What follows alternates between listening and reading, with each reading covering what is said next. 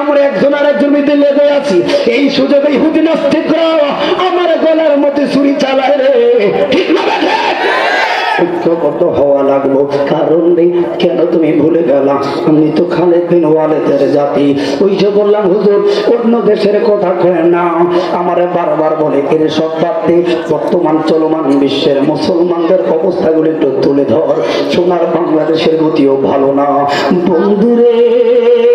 তখন ভাবলাম সেই কথাটা মনে পড়লো ওস্তাদের, যে কেন নিল রে ওরে 1450 বছর পর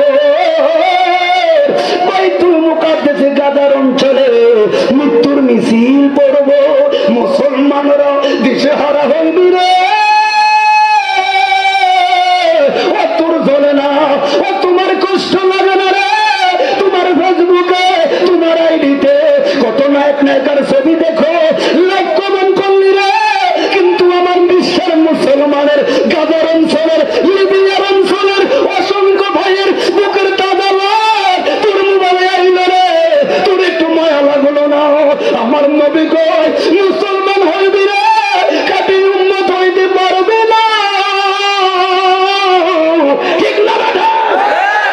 মুসলমানের কাম হলো পৃথিবীর ওই প্রান্তে যদি আমার কোন মুসলিম ভাই ব্যথা পায়, এই জায়গায় বসে আমার দুঃখ সরা লাগে। এই জন্য ইসলাম হলো সুখে দুঃখে একজন ভাই আরেকজন ভাইয়ের পাশে থাকা। 9 বছর আমার ওয়াজের ক্যারিয়ার, আজকে ইতিহাসে আমার জীবনে প্রথম। তারপর আপনারা আমাকে বসে রইলেন।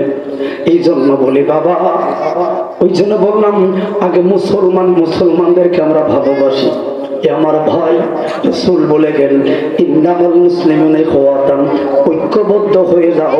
এই পৃথিবীর নারে সোনার বাংলাদেশের কথা বলি, নাস্তিকরা মসজিদ ভাঙ্গার তো দূরের কথা, আঙ্গুল তোলার সাহস পাবে না। কথা বলুন ঠিক না বেঠিক?